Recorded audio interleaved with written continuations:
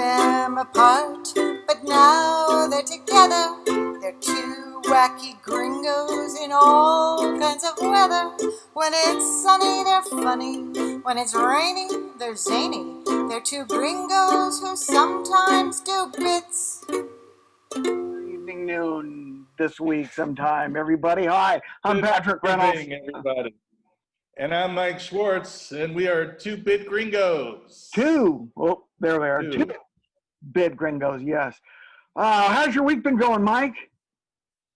I can't lie to you. It's here's my new theory. I have a new theory. Okay. That we're all kind of like Superman who's been exposed to kryptonite. And I feel like I'm just getting weaker and weaker and weaker as this virus, the quarantine goes on. And hopefully when there's a vaccine or something, we'll all return to be Superman. That's my new theory. I don't know. I totally understand that. I think you've hit the nail on the head, kind of. That's definitely the feeling I have. I'd tell you what I did this week, but I don't remember.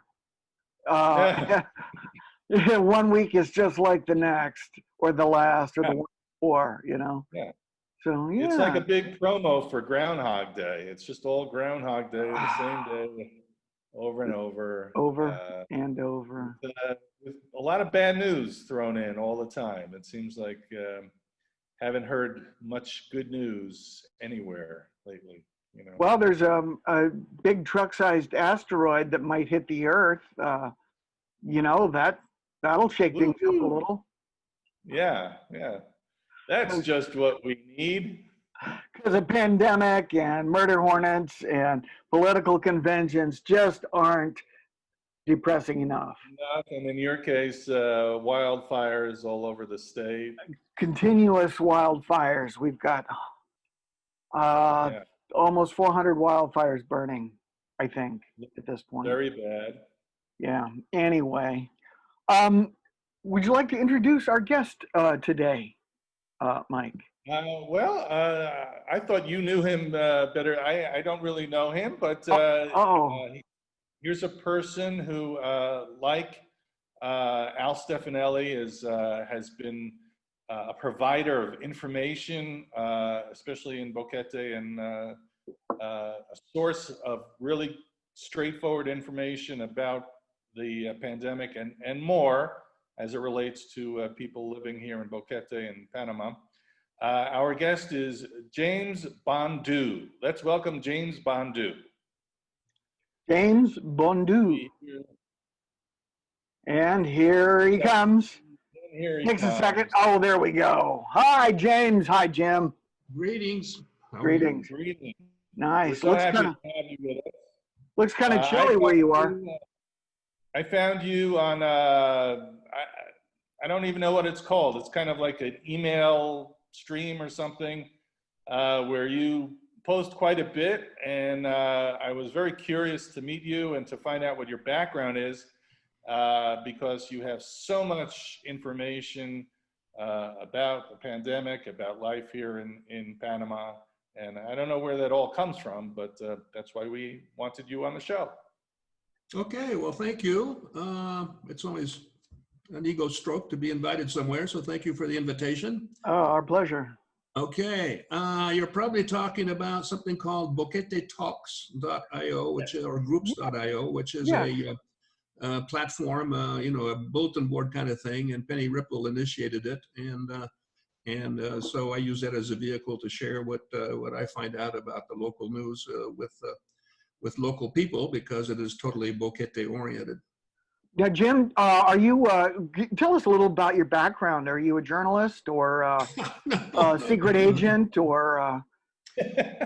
Well, there's a lot of background, so more than you want to know. But just give us the Reader's Digest. I spent Digest. 25 years in San Francisco and environs. My career there was with a big construction company, and I did international finance for projects.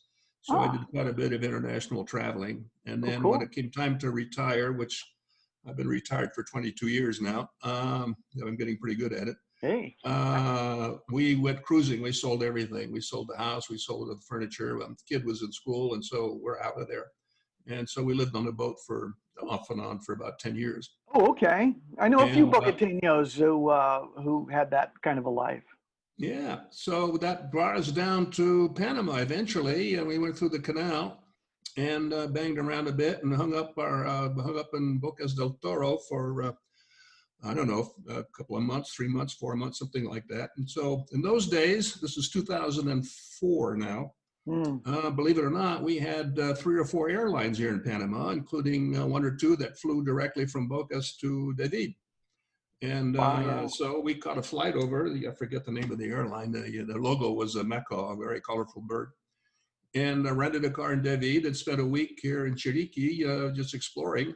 And spent a couple of days here in Boquete. So that was our first visit to Boquete. So I think that answers one of your questions anyway. Indeed.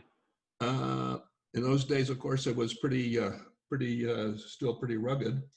Sam Taliaferro had just started constructing Valle Escondido. So that was Bulldozer City at that time. Wow. And, the highways and all that stuff are nothing like they are today. Yeah. But we didn't have a clue that we would wind up here eventually. It was just another waypoint on the cruise and exploring the world. And we were back in we no longer lived in Northern California. We'd moved to Nevada for all the good reasons. And so around 2009, we had a little family conference, and I told my family, I think I really want to get out of this particular neighborhood. I didn't like what was happening in the world. And so moving on, and family agreed. And so we started looking. We had obviously a lot of affection for Mexico, and there are quite a few expat communities in Mexico, but there was also what I call a civil war there. And so the next big sort of expat community you're going to find south of Mexico is Panama. And, for family reasons, you don't want to be too far from the kids and everything. We try to stay reasonably close to the big, as they call it, the big mall up north. So we came to Boquete and moved here permanently in September of 2010. So that'll be my 10-year anniversary pretty soon. Wow, cool. And so I'm not a journalist at all by background, to answer your question. Well, Patrick, I guess I owe you $5 then, because yeah. I was sure that you were some kind of researcher or something. Well, okay. Yes, I'll confess. Okay, so don't give up your $5 just yet. Okay. Oh. Okay. I started out as a stock market analyst, securities analyst way back when, and my first fights were on Wall Street, and so all my life I've been a news hound. So I guess I wouldn't be a journalist, but I'd be somebody who would read the Wall Street Journal, every word of it every day, kind of a thing. And since I've been, investing in the stock market every year of my life, I have to be sort of well informed of what's going on in the world. So my daily routine is to scan the news and things that interest me and poke my interest. And so that's where I get, when we came to Boquete, there was a guy here by the name of Lee Zeltzer. I don't know if that means anything to you, but he passed away just before I moved in there. Okay. Or just after, actually. And there was a guy named Don Williams who ran another website called Chiriqui Chatter.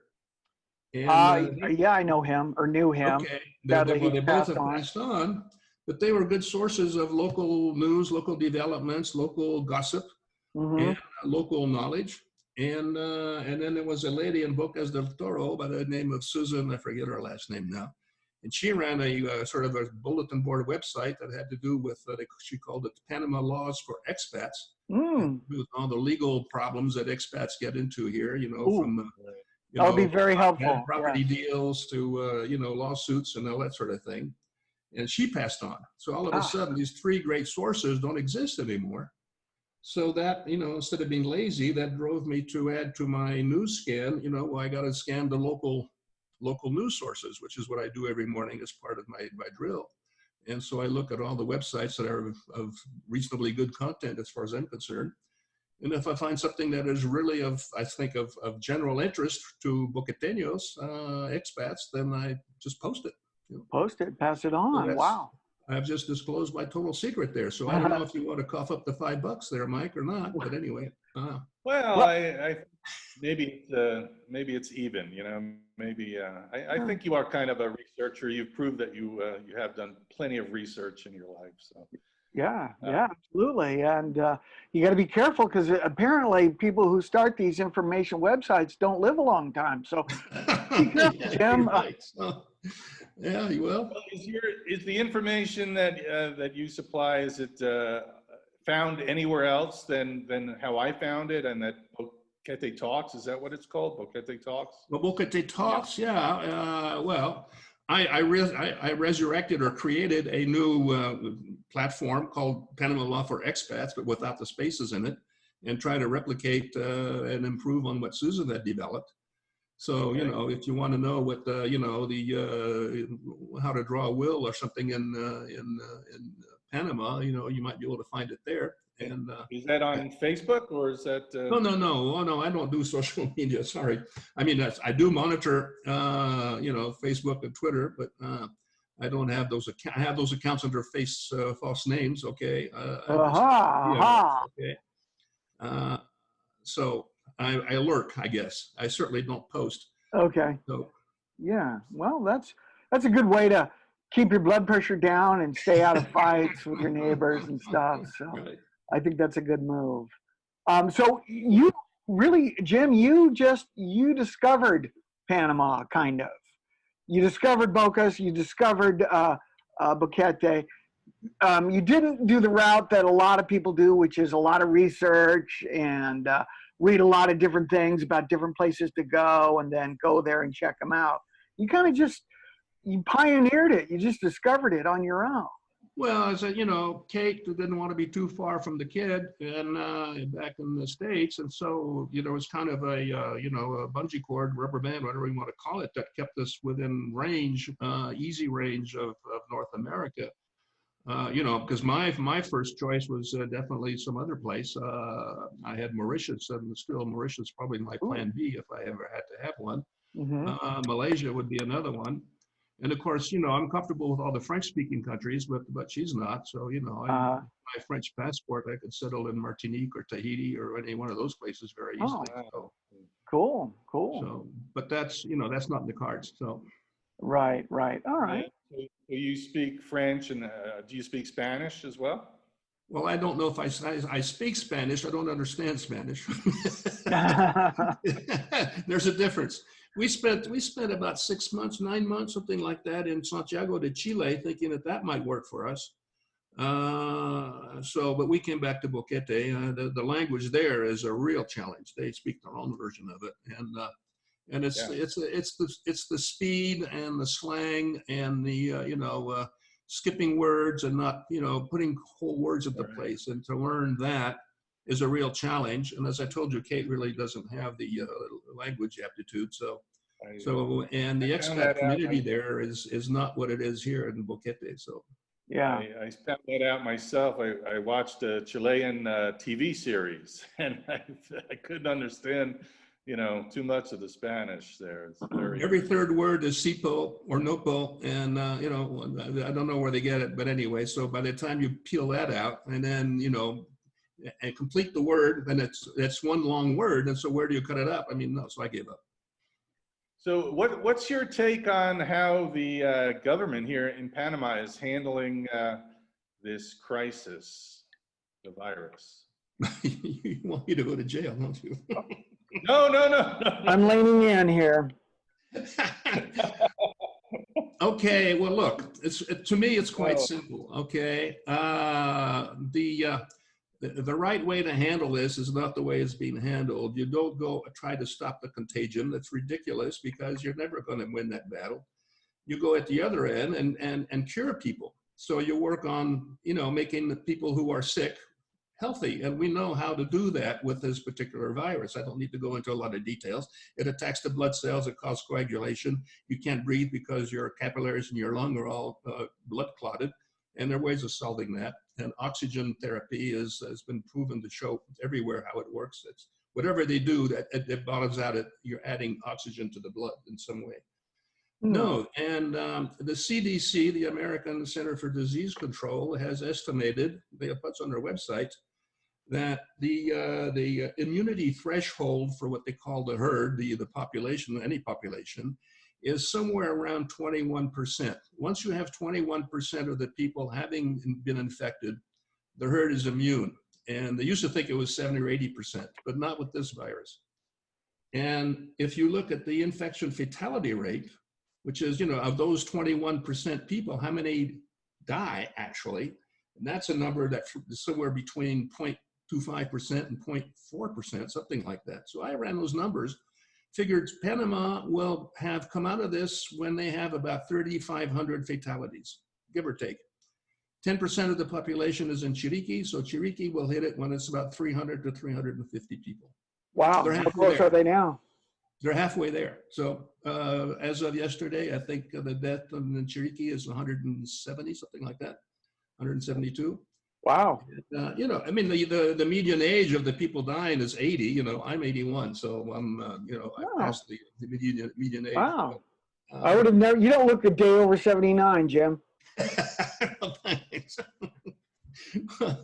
Let's see. 2 weeks ago, I was still 80. So. Well, we've been doing research longer than we've been alive, Patrick. I know. Well, that's interesting. So what does this mean? What do you think, Jim, for the near future of Panama in terms of border openings, in terms of some kind of, I hesitate to use the word normality, but. I'm pessimistic, okay? I think they're having too much fun with this, number one, but, telling people how to live. But if you believe what I believe, which is, the way to defeat this thing is to work on the cure, you want the people's immune system to be boosted, all right? You want your T cells to be strengthened. That's why they take zinc. The zinc improves your thymus gland, which is where the T cells are made. It's next to your heart. And those are the things that fight, bacteria and viruses as they come in. You want to improve the immune system of the population. You want them to get vitamin D, which is what everybody believes, and rightly so, is one thing that fights it. You want vitamin C, which is something that you don't produce. You have to take it as a supplement. Humans don't make vitamin C. So you have, so what have they done? They shut everybody in. So now people are locked in their homes. They're not getting vitamin D by being outdoors in the sunshine. They're not getting fed very well because their incomes have gone zip. So you got malnutrition, which was already the #2 health problem in Panama. So malnutrition is going to weaken their systems. They're wearing masks when they're out and most of the day. So people are rebreathing their exhalation, which means that they're actually reducing the oxygen in their blood. They're increasing the CO2 in their blood. So it seems to me that they're doing all the wrong things for public health. And so I think that, eventually they will lift all the restrictions, but the public health of Panama will have been injured for a decade anyway, because of these things have consequences. Your organs, your heart, your brain, your liver, your kidney, all need oxygen. And you've been depriving just those things of oxygen by taking the measures they've been taking. So anyway, so I'm very negative on, and of course, Panama is not the only one that's guilty of this. Everybody is. Panama likes to follow the rules. So they belong to the United Nations and to the World Health Organization. So they are very proud of the fact that they are good world citizens, good planet citizens. They follow the prescriptions of the World Health Organization, and they're going to go right over the cliff with everybody else. Well, interesting. Well, you asked. No, that's great. I'm not a doctor or a scientist or anything, but I was speaking with a friend of mine in New York who was very surprised of the measures that we're taking here. The measures meaning that before you go into a store, you step into some kind of disinfectant, they take your temperature, and they have been cleaning your hands with alcohol or something like that, which to me seems like reasonable measures to take with the virus. But this friend of mine was saying that in New York, you may have to wear a mask in some places, but they're not doing these same measures, which I found very surprising. I don't know. I mean, you know, so many medical people are saying that be wearing masks. You know, I'm just asking. I'm very confused by all the information. If you're a medical person, don't forget that you spend a lot of your life in the hospital environment. That's where all the pathogens in the world collect. That's where you get, you know, you're exposed to a lot of vulnerability. So those people in the U.S. at least, about all the people in the U.S. believe, and correctly so, I'm talking about health workers in the hospitals, that you have to insulate yourself. You have to protect yourself, and they have to. They live in a very dangerous environment. They take a lot of vitamin D. You could tell, you know, 5,000 IUs is what the average nurse will take on a daily basis just to boost their immune system. They wear masks. You know, that's what you do. You scrub all day long. That's the hospital, absolutely. But you can't take that and tell the whole population, oh, you're living in a hospital now, and everybody has to be a medical, person taking those precautions. You are now insulating yourself from the things that are boosting your immune system. Your immune system gets boosted by defeating challenges. You're saying, I'm not going to give any more challenges. Well, you're making yourself weak. You're making yourself fragile by doing that. And that's what's happening to Panama. So I'm very pessimistic about the future of Panama public health. So we're going to have another virus attack, and we're going to have more probably reaction like we've had. Yeah, I think that's more than likely thing. I will say one thing, Jim. And I don't, you know, this is maybe neither here nor there. You know, I've had asthma my whole life. On the trip back here to Los Angeles, I wore a mask for over 30 hours straight, with the exception of eating. And even when I drank, I had a straw so I could slip it under my mask. And I got to say, I didn't have any ill effects. I didn't feel like I was, you know, my oxygen was deprived or anything like that. It was fine, frankly. The worst thing that happened was the back of my ears got sore from the little loops, you know. But yeah, I'm not a doctor, and I don't play one on TV either. But I think everybody's got a piece of the puzzle. Everybody has a little bit of the information, but nobody has the whole pie. You know, nobody has the whole thing. Yeah. I think that I agree with your pessimism, though. I hate to say things like that, because overall, I like the show to be positive and fairly lightweight, but yeah, it's a tricky situation we're in here. Boost your own immune system is the only thing that you can do as an individual, you know, and don't count on the vaccine. They say this particular virus mutates very fast. So how is the vaccine going to be effective? Yeah, that's a good question. By the time they have the vaccine, it'll be something else. So, yeah, maybe I'll just order out for that new Russian vaccine that's coming out. Well, that's just Stoli in a little bottle is what that is. Exactly.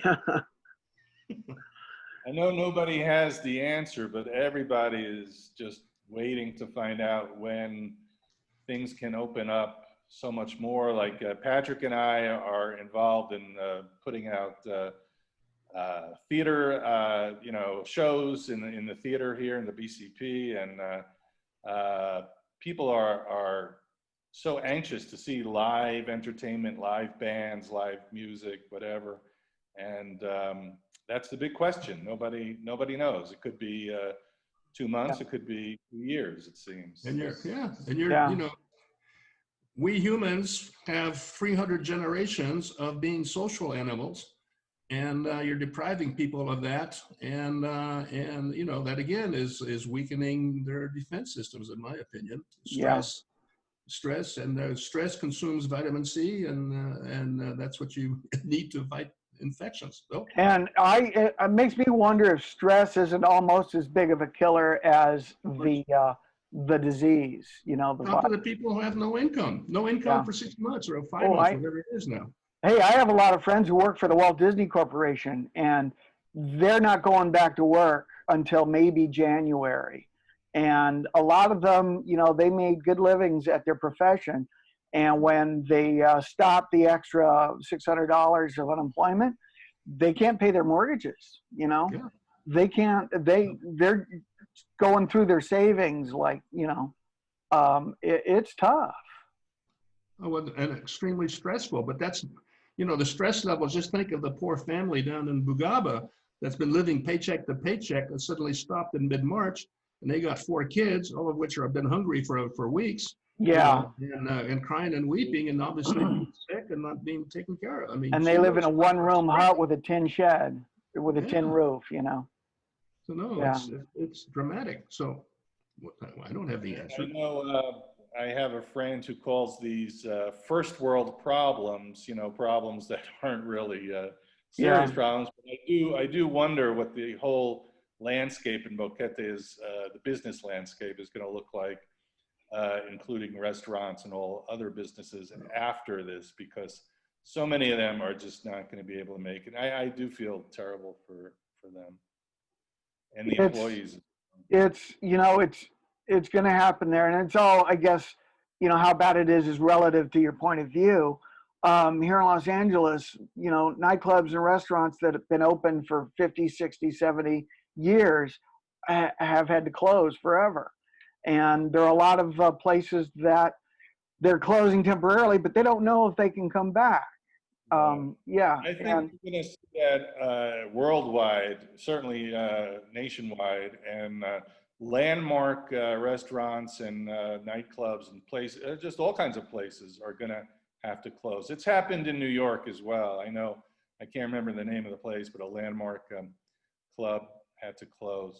And there goes Jim. Thanks for joining us, Jim.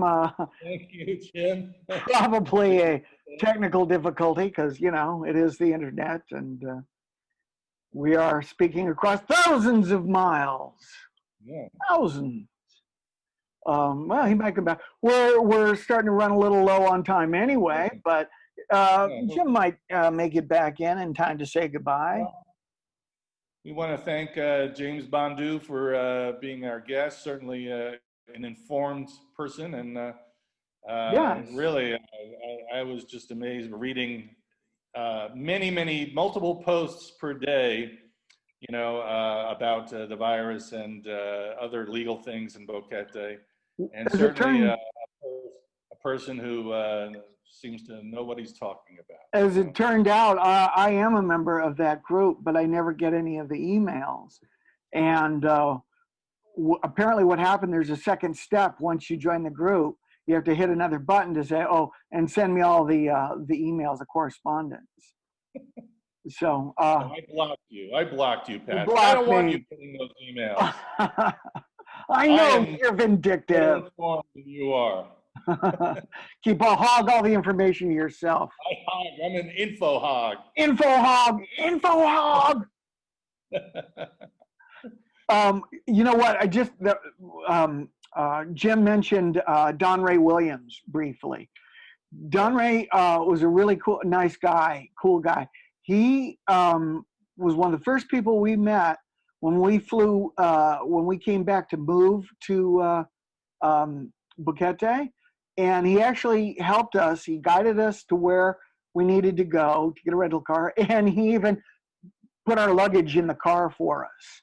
I mean, he was a good guy, and he had a good information network that he. Did not know him. He passed away. I think this past year it was. He got ill, and he had gone back to, I believe it was Texas. Anyway, the point I always like to come back to is that Boquete is really full of amazing, excellent people, and some weirdos too. But I'm not there right now, so there's one less weirdo. That's what troubles me. But it's an excellent community that helps its own. They get blood when somebody needs blood. They do blood drives when somebody needs, you know, like Nicole, somebody needs help. They get together. I mean, it's an excellent community. I love Boquete. People do seem to appear when needed. You know, people seem to pitch in. A lot of great charities for the animals, for yeah, absolutely, absolutely. And I will say, in the almost 5 years since I've been a Boqueteño, I have seen the amount of stray animals, stray dogs go down. I've seen the amount of trash in the community go way down.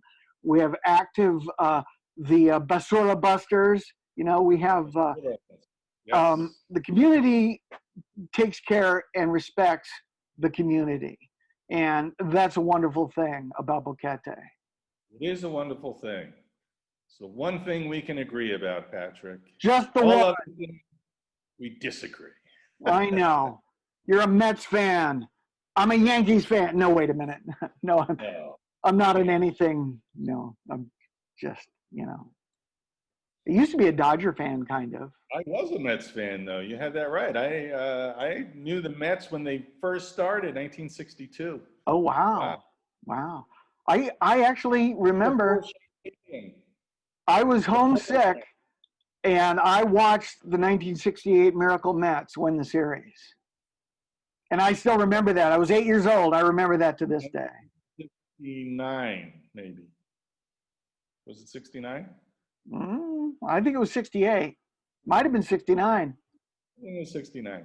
It was 50 years ago. Who knows? Who can remember that far back? But I remember Miracle Met because it's they both start with M's. It's that thing. It's alliterative. Very good. Okay, are we going to wrap it up today? No, let's just talk forever. No, we are about out of time. So I'm going to thank Jim again for joining us. And yeah, it was fun. We've got more exciting guests lined up for the next couple of weeks. So we do. Yes, we do. Yes. I can't tell you now because the ink isn't dry on the contract. Right. But yep. Mike. Okay. Have a nice week. This is beginning. Have you ever seen the Zach Galifianakis show Between Two Ferns? Oh yeah. Great show. We could call this Between Two Gringos. There you go. Hey, I was thinking when I get back there and they open things up again, let's do this on stage. We'll call it Two Live Gringos. Yeah. Okay. Okay, great. I'm sure we'll pack the house. All right. All right, Mike. You have a great week. You too. And get yourself a hobby or something, okay? Yeah, I need one. Okay, right buddy. Right now it's looking at hummingbirds, but okay. Oh, those are cool. Okay. All right. All right. See you soon. Have a safe week, everybody.